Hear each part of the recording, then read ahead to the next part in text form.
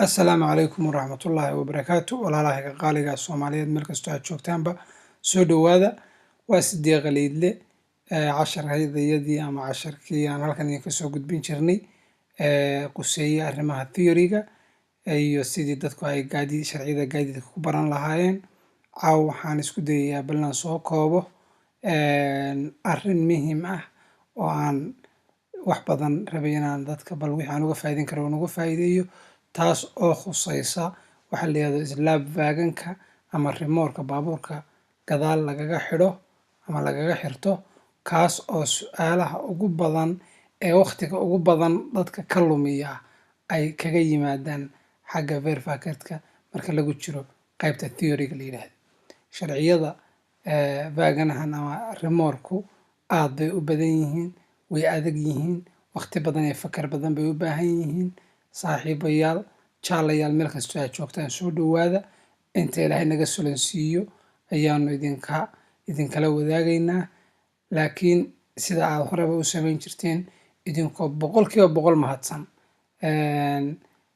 channelkan waa channel cusub walaalaha iyaga qaaliga meel kasta dunida ka joogtaan intana ku xidhan channelkan iyo inta danaysa iyo inta danayn doonta haddii alla idmo inaad share garaysaan subscribe-kuna aad iyo aad u muhiim u yahay share gareeyo saaxiibka ama saaxiibada la wadaag like-na haddaad ka hesho waad ku qaban kartaa wax allaala wixii su'aalo aad qabto waad is leedahay annaga iyaga casharkan soo gudbinayna baad nagu caawin kartaa ahlan wa sahlan walaal soo dhawow wixii aad nagu caawin karto oo aqoon dheeraad aad leedahay oo aad jeceshahay inaad noo soo gudbiso message ama comment noogu soo dir wixii adiga kaa dhiman oo aad is leedahay waa loo baahan yahay in laga hadlo ama adiga qudha in lagaa jaahil bixiyo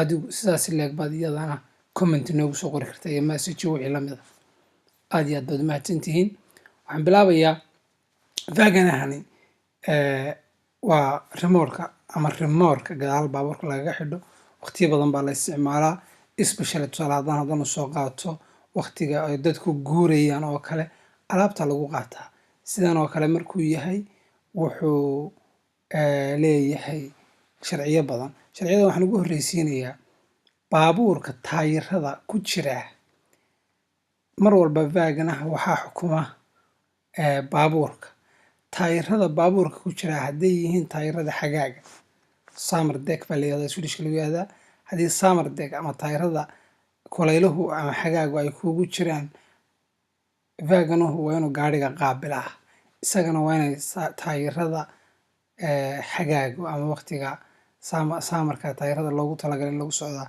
isagana waa inay ku jiraan haddii ay winter tahay oo baabuurka ay ku jiraan taayirada winterka ahi waaganahana waa inay taayiro winter ah isagana ay ku jiraan halkaas waa hal qodob waxaan jeclahay in la fahmay mar walba taayirada waaganahu waxay ku khasban yihiin inay la mid noqdaan kuwa gaadhiga mar walba gaadhiga xukuma dhankaas waa dhanka waqti aan fogeyn theory-ga waxaa 3 dhalinyaro aan saaxiib nahay oo markaa ku guda jiray ay ii sheegeen xadhigan gaduudka ah halkaa aan fallaadha ku wareejinay xadhiga gaduudka ah micnihiisu waa maxay baa nala weydiiyey bay halkan iigu soo qoreen message iigu soo direen wayna ku yimaadeen qaybta theory-ga sawirkan oo kale lagu horkeenayaa xadhigan oo kale calaamad lagu saarayaa waxaa lagu leeyahay xadhigaasi muxuu yahay ABC waxaa soo qabtaa jawaabta saxda marka waa inaad mar walba ka taxadirtaa inaad taqaano micnihiisa xadhigga gaduudka ahi waa xadhigga korontada, baabuurkana madaxa buu la galaa, madaxa kalena wuxuu kula jiraa qaybtan vaaganaha ama rimoorka kula jira, waana qaybta u qaabilsan korontada. taas waa taa. gacantan sare waa meesha laga wareejiyo oo xagga bareega ah.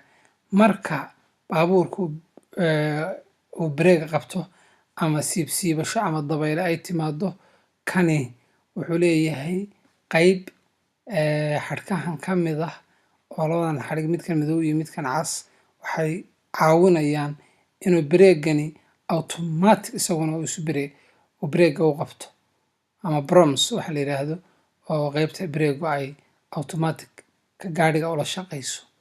intaana waa inaad idana taqaanaa.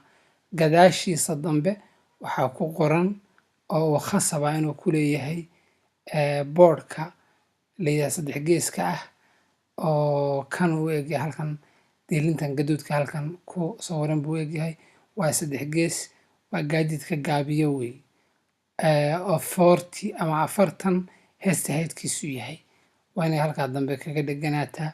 taas waa muhiim. waxaa kaloo muhiim ah, intaa haddaan qaybtan kaga soo gudbo, waxaan usoo gelayaa sawirkan labaad, jiidista waqtiga wax la jiidayo. hadda waxaad arkaysaa halkan baabuur kala jiidaya, baabuur jiidaya vaagane iyo baabuur kala jiidaya waa isku mid. 2 mitir wixii ka badan waa in masaafada labada baabuur u dhexaysa, ka la jiidayo iyo ka wax jiidaya, baabuurka iyo shaygu jiidaya wuxuu doonayaba ha ahaado, waa in ay u dhaxaysaa, hadday u dhaxayso wax ka badan 2 mitir, wixii ka badani waa in calaamad halkaa loogu xidhaa si loo garto, haddii kale booliska dhibaato iyo ganaax baad kala kulmaysaa. muhiimaddu waxaa weeye baabuurka iyo waxa uu jiidayaa afisantiga ama masaafada labadooda u dhaxaynaysa waa inay ahaataa 2 mitir. 2 mitir haddii hali dheer yahay sida halkan ku qoran 2.8, 2.1 halkaasaa dheer, waa in calaamadaasi ay ku jirtaa. midda saddexaad baan ku darayo aan rabay dadkan channelka ay ku xidhanayay maskaxda mar walba ku hayaan, sideedaba marka wax la jiidayo lama jiidi karo shay aan lahayn 3 taayir. shayga baaskiilad ama mooto dee baabuur kuma jiidi kartid, way dhacaysaa. shaygaas la jiidaya waa inuu leeyahay 3 taayir, xagga hore mid ah iyo 2 xagga dambe ah, ama 4 sida baabuurkan oo kale. shayga la jiidaya ugu yaraan waa inuu 3 taayir leeyahay. taasina waa sharci kale oo jiidmada quseeya. waxaan jeclahay intaa inaan isla fahanay, baabuurka iyo shaygu jiidaya, ama baabuur ha ahaado ama remote ha ahaado ama wuxuu doonayaba ha ahaado, waa in masaafada u dhaxaynaysa hadday ka badan tahay 2 mitir, waa in calaamada yare gaduudka iyo jaalaha ah dhexdeeda waa in la calaamadiyaa. waa sharciga wadanka Sweden qaybta wax jiidista. waxaa kaloo muhiima, sawirkanina aad buu muhiim u yahay. markaad wax jiidayso waxaa mar walba lagama maarmaan ah in vaaganaha ama rimoorka aad jiidayso alaabta saaran inaad daboosho, ama koofar sida shiraac waa inaad u samaysaa oo aad alaabtaa dusha ka xidhay si aan dabayshu aysan wadada ugu daadin, si aanay iyagu qudhoodu aysan u guurguurin iyo wixii lamid ah. waxaa kaloo iyaduna muhiim ah in rarka xagga hore iyo xagga dambe loo qaybiyo, oo aan xagga hore la wada saarin, xagga dambe aan la wada saarin, lana xidho. rarka markaad saarto waa inaad xidhaa oo aad ilaalisaa rarku inuusan marba dhinac u guurguurin. haddii baabuurku uu bareeg badan qabto inuusan hore rar kusoo daadan, haddii uu baabuurku xawaaro badan siiyo inaanu gadaal u daadan, dhinacyada marka baabuurku dhinacyada u leexleexdo uusan guurguurin maxaan ku yahay rarka rimoorka saaran, mar walba waa inaad ka taxadirto. waxaa kaloo muhiima jiidistu markay sidan oo kale tahay waa way fiican tahay. masaafadu 2 mitir bay ka yar tahay. baabuurkan waxaa rarka remote-ka saaran wuu daboolan yahay. yacni waa sida macquulka ah wax loo jiido waa sida tan. waxaa ka duwanaanaysa iyaduna ka duwanaanaysa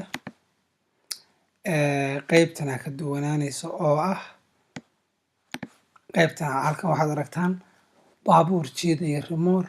alaab baa saaran. alaabta saaran ama rarka remote-kan saaran xagga hore baa culayska u soo batay. maxaa dhacaya marka inuu kani hoos u ciiro baabuurka aad watan labadiisa taayir ee hore ay ama qaybta hore baabuurku inay kor u dalacanto. layrkan marka baabuurkaaga ka shidani wuxuu cawarayaa baabuurta kaa hor imanaysa. waa khalad. waa inaanu rarku uusan marka hore saan hore usoo sheegay xagga hore waa inaanu ka saarnaan remote-ka oo uu gadaalna ka jira horena ka jira dhexdana ka jira. waa saddexdaa qayboodba aad u qaybisa sida ugu fiican. waxaan kaloo ku daraya remote-ka qaybtiisa baabuurka iyo isku xidha remote-ka waa 4 qaybood. 4taa qaybood xadhigga gaduudka ah ama casaanka ah, kaa madow birtan gacanka ah, tan kale iyaduna gacanka ah kor loo soo dhufto. 4taa waa inaad kala taqaanaa mid walba shaqadiisa. xadhigga gaduudka ah inta badan waa xadhigga korontada. xadhiggan